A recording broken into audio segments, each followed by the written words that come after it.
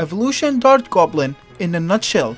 Dart Goblin will be the next evolution coming to Clash Royale. You can find him in the Diamond Pass, you can use code Abdod if you're buying it, or Mega Knight will become 0 elixir. It will be a 2-cycle evolution with the same stats of the normal Dart Goblin. The ability he gets is a poison effect on the target he attacks. The poison on said target can be seen by the clouds of gas it has around it, and it will stay on your troop until it dies. Sounds broken because it probably is. I tried healing to remove it and it did not work. I even thought maybe a chef level up could refresh your troop, but nope. And losing a shield doesn't reset the poison effect on the troop.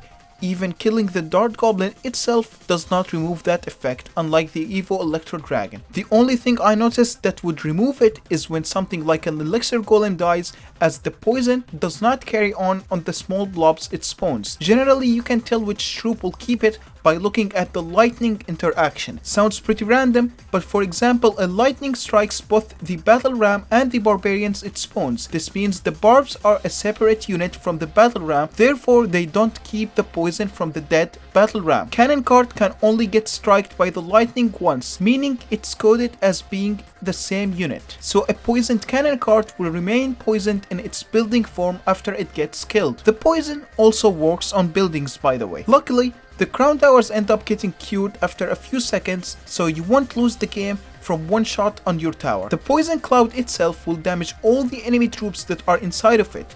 Think of it as almost a normal poison. I say almost because the poison spell has a slight slowing effect on the troops' movement speed, but the poison from the Dart Goblin does not have that effect, so the troop speed should remain the exact same. The radius of its damage is 1.5 tiles, so it basically damages a 3x3 area around the troop that is poisoned. Logically, you would think that a poisoned air troop wouldn't damage ground troops because the gases would be above the ground troop. Not only it does, but the poison on the ground troops also damages the air troops, which doesn't make sense, but come on, we're playing a game with a walking piece of charcoal. Who cares about logic? Also, size doesn't matter. That this skeleton over here being so tiny doesn't make the poison cloud smaller, and this giant being massive doesn't make the poison cloud bigger. What matters is speed, as basically a slow giant won't leave a massive poison trail behind him since the clouds disappear every 4 seconds. But the Hog Rider will be painting the arena like he's playing Splatoon or something, which is bad for your troops. While the trail will damage them, it doesn't catch on them, so few seconds after the poison troop is dead,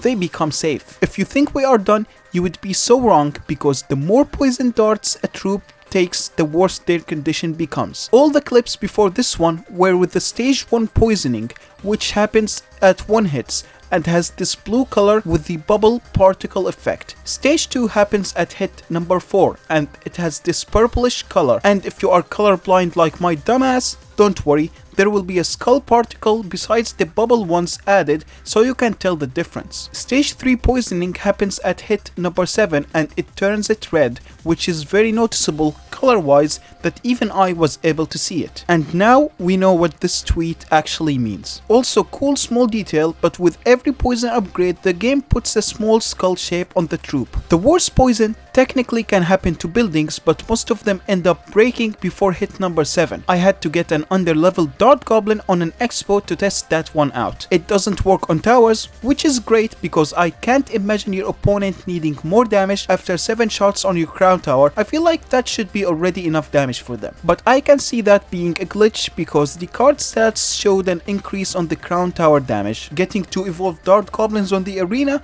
doesn't make the poison upgrade quicker, so basically it doesn't stack and will still need 7 darts from the same Dart Goblin to get a troop to level 3 poison. What it does instead is gives him double the poison, so if a golem has level 3 poison and got hit by another Dart Goblin only once, you can see a blue and red poison cloud on him at the same time. Now realistically, in some situations, the evolved Dart Goblin won't even feel any different, especially against swarm cards. Like sure, poison gives him some sort of splash damage, but the low damage combined with how fast his attack speed is, he will kill everything before he gets any use out of the poison. And the fact the poison doesn't upgrade unless you hit the same target multiple times means no matter how much he shoots at the swarm card, he will still feel like a regular dart goblin. He will be broken against beatdown. I mean, if you get their tank severely poisoned, the entire push behind will just be dead and there is nothing they can do about it. And if they respond quick enough, a level 1 poison with a fireball will pretty much take out any support troop behind the tank,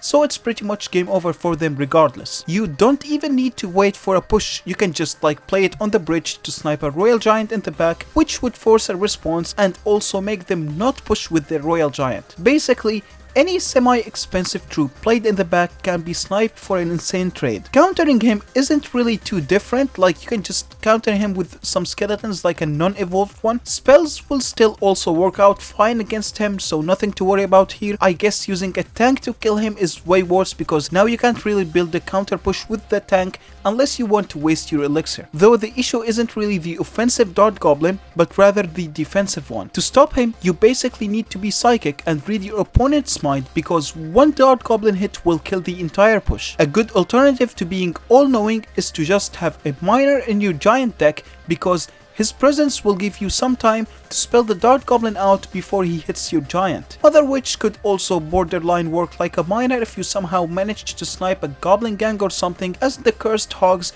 can buy you a few extra seconds. Also, when spelling him out, if your troop is almost dead, I would rather wait for him to kill the troop he is attacking first and then do it. Because let's say you have 2 musketeers on this side, if you immediately spell the Evo Dart Goblin, then both musketeers will be dead from the poison effect. But if you wait for him to kill the first musketeer, then the second one will survive with a bit more extra HP, which is admittedly better than nothing. Theoretically, Monk should also work, but timing the ability is incredibly difficult. You will most likely just fail it without NASA Wi-Fi. But other than that, the best counter is to just not push when the opponent has it in hand, because it will be Jover. By the way, he has a cool deploy sound effect. Man, I'm kinda surprised they didn't nerf Evo E-Drag, a 5 elixir card that can shut down a 20 elixir push. Now they made this guy, which not only will kill a push for 3 elixir, but unlike the Evo E-Drag, killing him does not remove the effect. We are cooked, my dudes.